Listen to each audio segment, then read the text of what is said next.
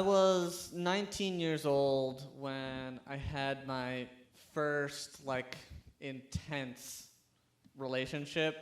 It wasn't my first girlfriend, but I was 19 years old and I fell crazy in love, I think is the expression. But she was 17, and I was that guy that sat in the passenger seat of the drug dealer's car in the parking lot of high school, and so yeah, pretty cool. And I was crazy about her, and she wasn't like anyone I knew because she liked me. So.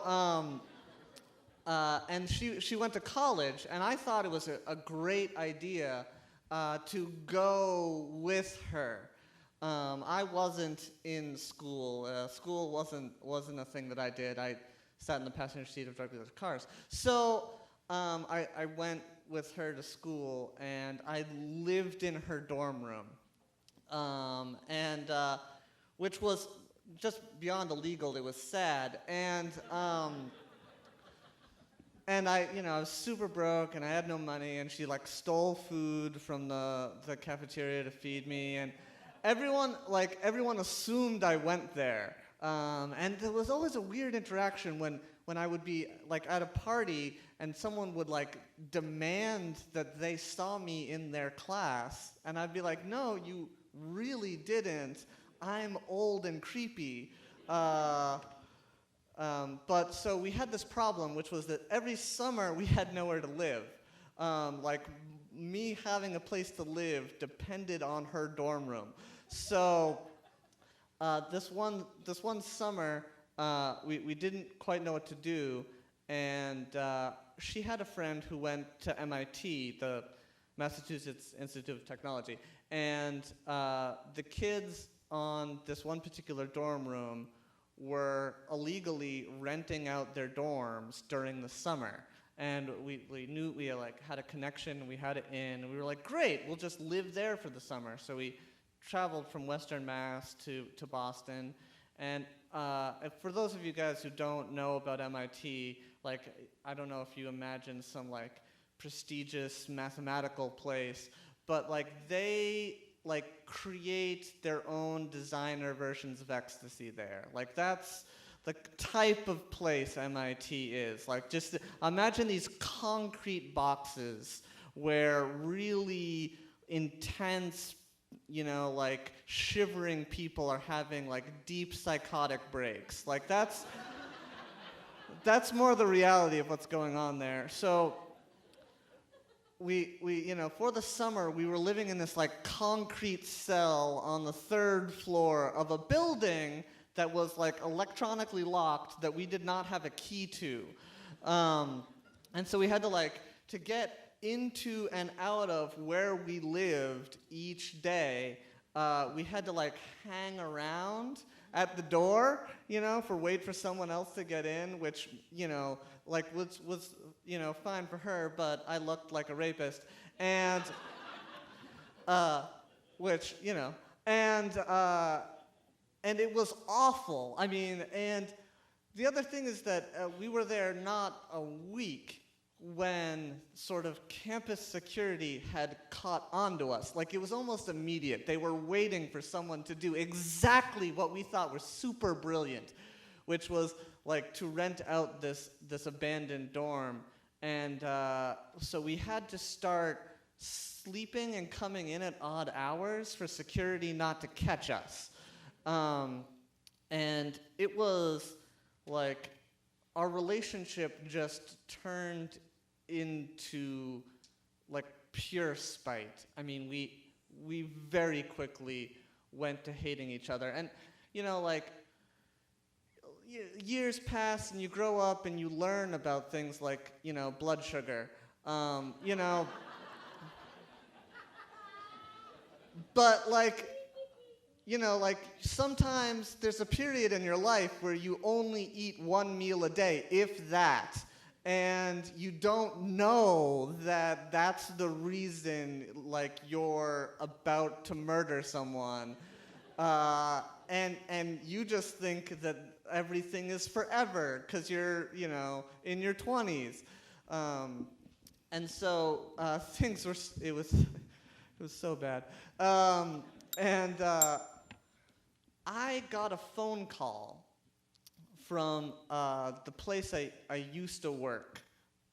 It was the mall in Western Massachusetts where I was a janitor. And they were like, oh, Brian, we have these paychecks that you never picked up.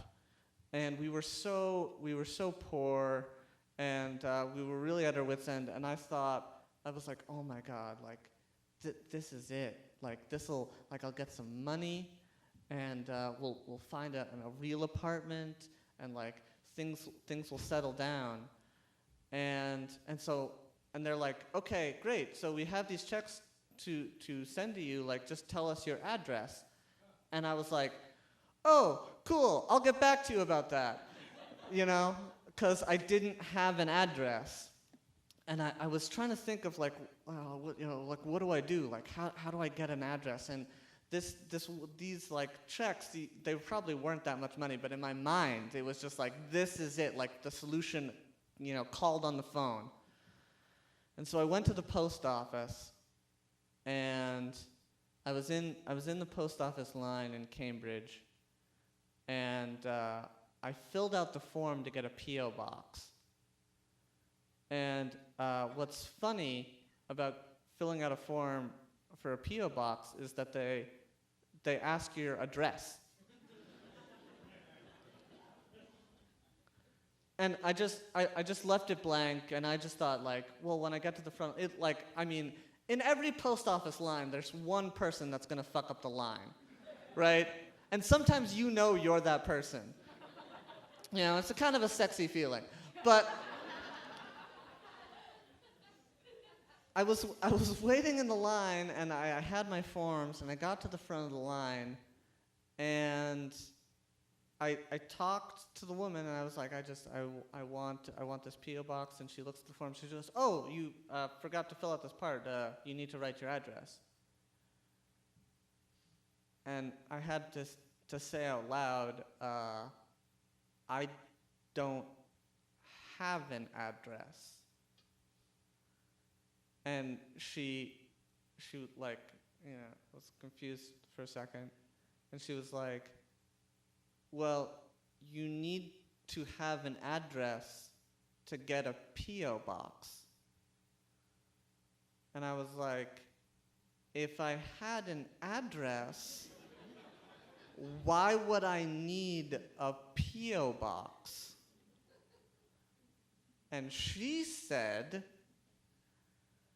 that people without addresses could mail bombs to the post office. And that you had to prove where you lived before you were able to get mail. And it was just one of those things, like you needed to have money to make money. Like I was just locked out of this club of people who had addresses.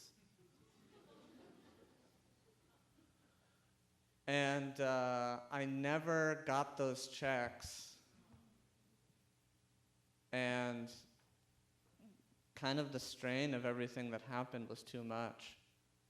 And we broke up.